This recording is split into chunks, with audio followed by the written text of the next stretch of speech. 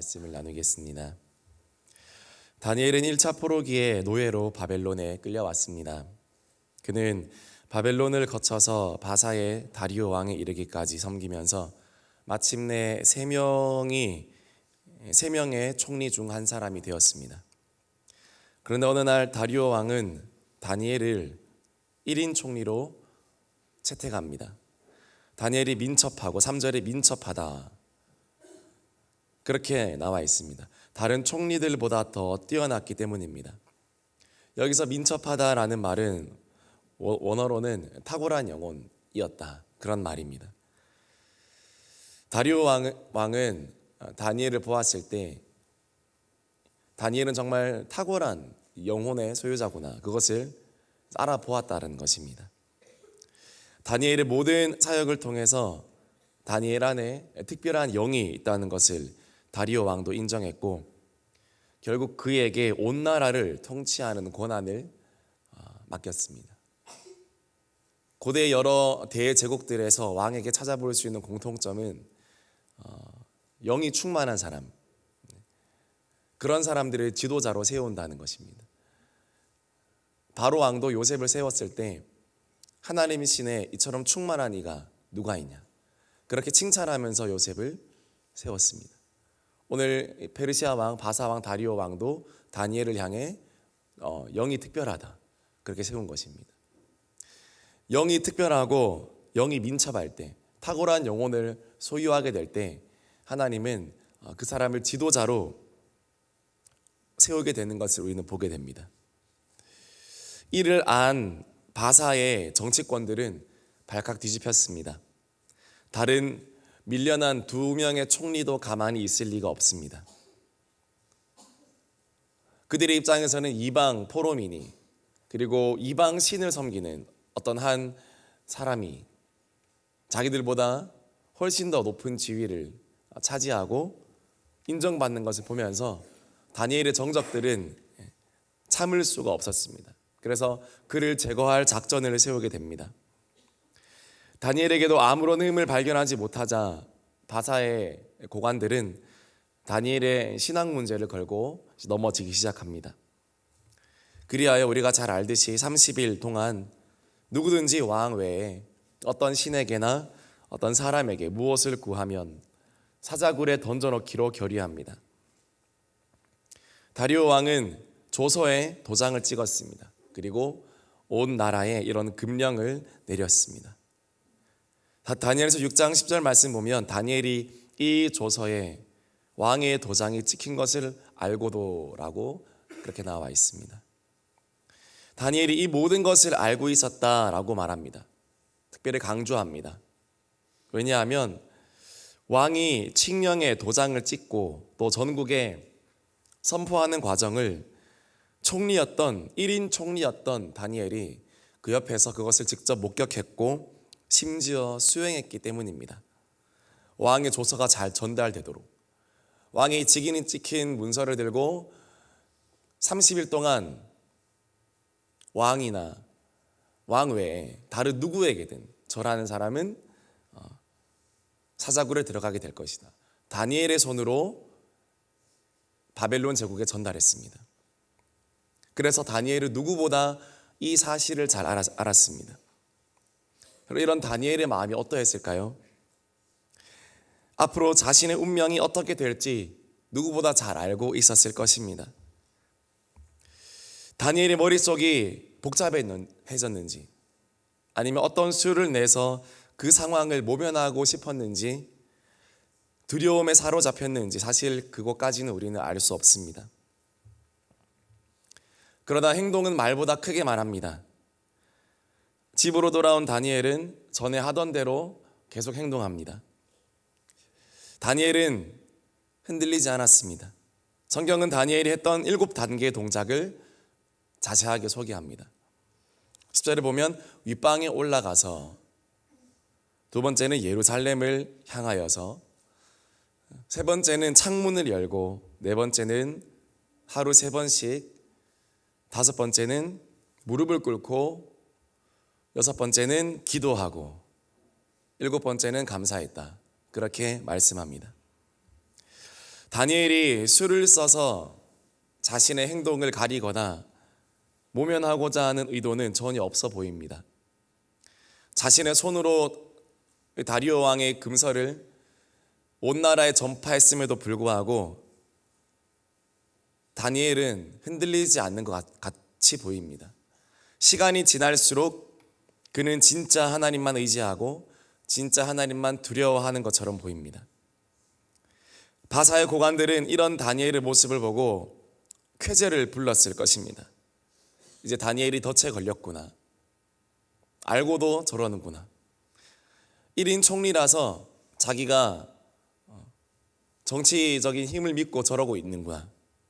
하나님을 믿었는데 정치권들은 쟤는 자리를 믿고 여전히 자기 고집을 부리는구나. 아마 그렇게 생각했을 겁니다. 그러나 다니엘은 누구만 바라봤습니까? 6장 10절에 보면 그의 하나님께 감사하였더라. 그렇게 말씀하고 있습니다. 여기서 그의 하나님은 어떤 하나님일까요? 물론 천지 만물을 지으신 창조주 하나님이십니다. 그러나 여기서 말하는 그의 하나님은 다니엘의 하나님입니다. 다니엘이 경험한 하나님입니다. 다니엘이 바벨론의 포로로 잡혀와서 지금까지도 동행하셨던 그 하나님입니다. 다니엘은 그 관계 속에서 하나님께 감사했습니다. 율법이 아니라, 말씀이 아니라 정말 하나님과의 관계 가운데, 정말 하나님의 살아계심을 경험한 가운데 다니엘은 하나님께 감사했습니다. 그래서 다니엘은 목숨 걸고 감사할 수 있었습니다. 율법이었다면, 그냥 가르침 받는 정도의 신앙 교육이었다면 목숨 걸고까지 감사는 못했을 겁니다. 그러나 다니엘은 하나님 만났습니다. 바사의 온 제국보다, 그리고 다리오 왕보다 더 시퍼렇게 살아계신 하나님을 다니엘은 경험했기 때문에 그는 목숨 걸고 감사했습니다. 구약학자 월터 브루그만은 다니엘의 마음을 이렇게 표현합니다.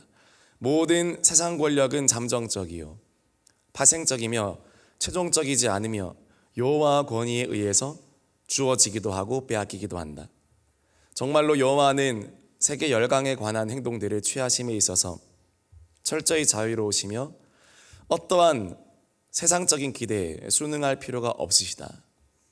이게 다니엘의 마음이었습니다. 하나님은 순응하지 않는다. 다리오 왕의 조서에 하나님은 눈 깜짝하지 않으신다. 그러니까 다니엘도 눈 깜짝하지 않습니다. 다니엘이 그의 하나님을 본격적으로 만나기 시작한 것은 어린 나이에 바벨론 궁으로 들어왔을 때입니다. 바벨론 궁에 들어온 다니엘은 왕이 내린 음식을 거절하기 위해서 작전을 펴니다. 다니엘은 왕이 내린 모든 음식을 다 거절한 것은 아닙니다. 다만 왕이 내린 특별한 음식이 있습니다. 특별한 진미가 있습니다. 왕이 마시는 특별한 포도주와 매우 기름지고 값진 음식이 있습니다.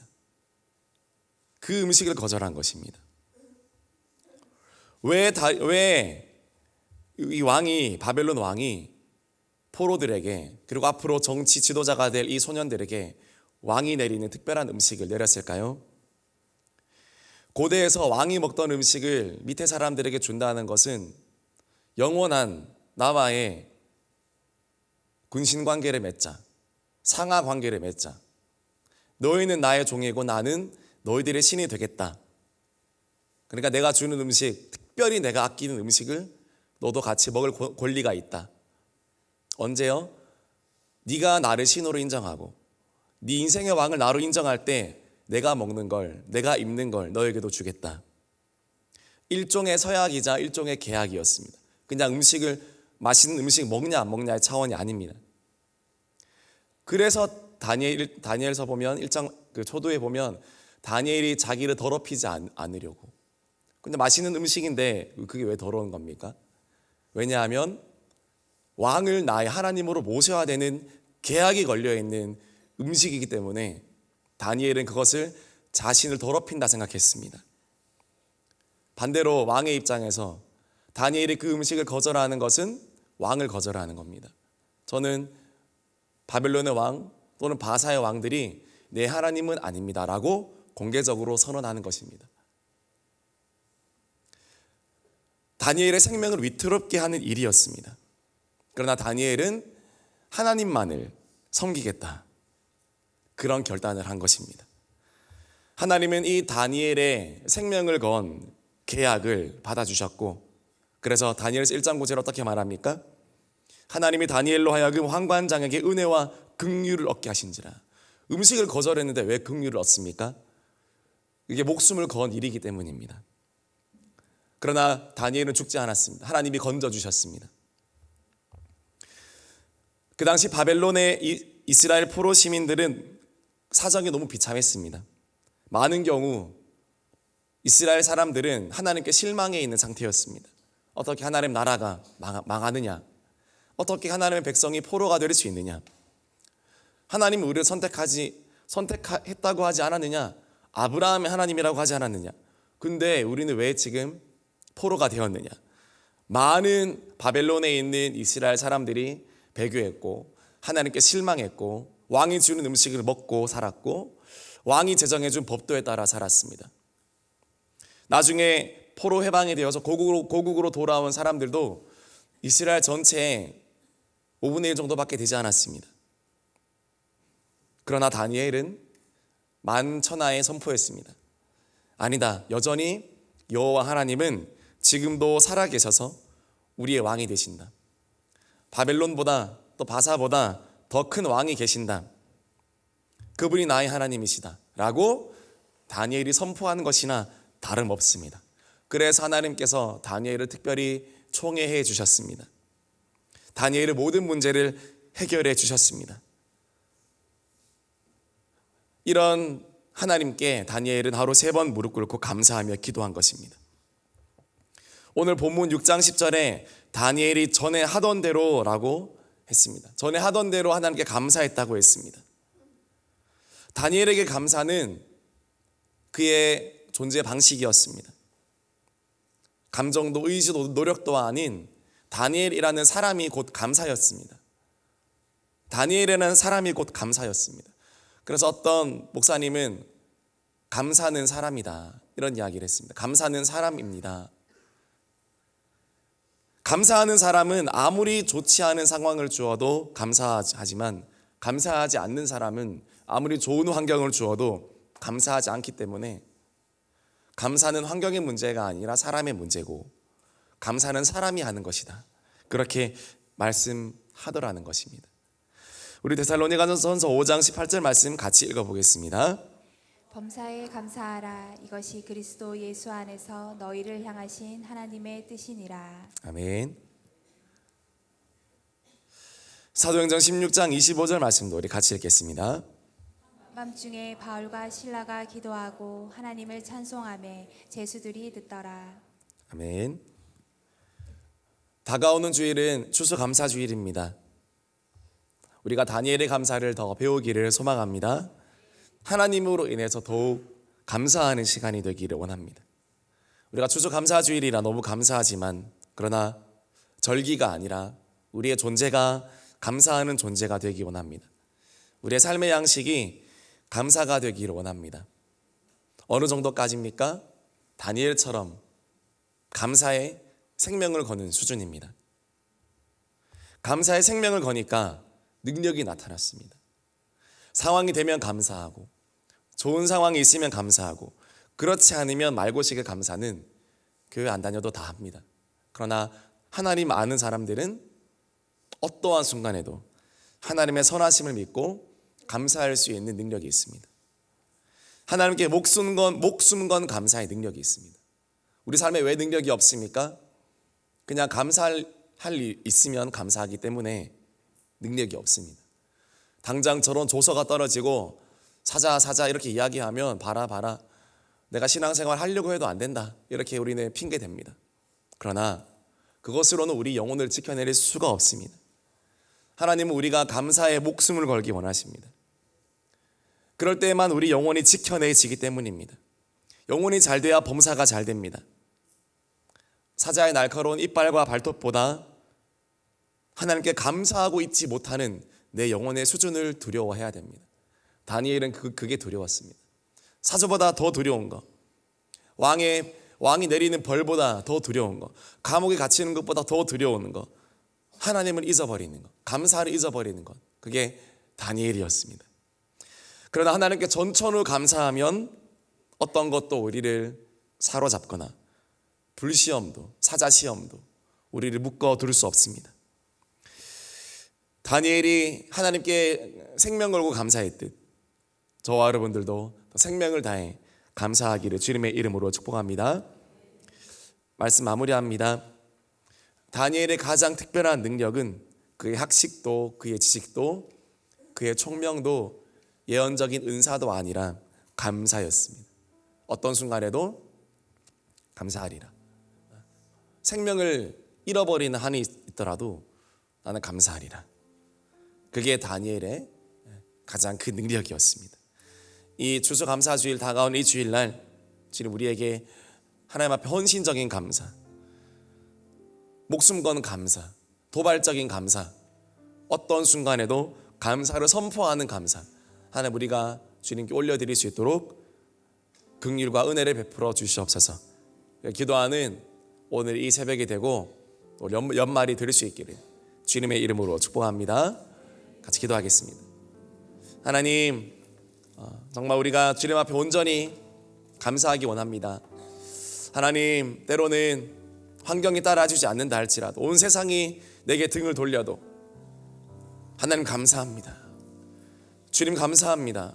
고백할 수 있는 우리 순교적인 감사를 할 수 있는 모든 성도님들 다 될 수 있도록 주여 축복하여 주시옵소서.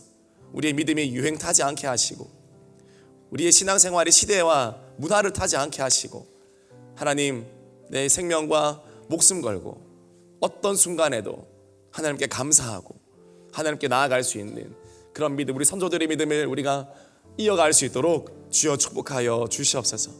우리 다음 세대도 하나님께 늘 감사할 수 있도록 주님 축복하시고 다가오는 추수감사주일 감사할 것들을 새아리고 또 내 모든 것들로 인해서 이유 없이도 감사할 수 있는, 전천후 감사할 수 있는 그런 감사의 우리 성도님들 대은교회 다 될 수 있도록 주여 축복하여 주시옵소서. 우리 같이 기도하겠습니다. 하나님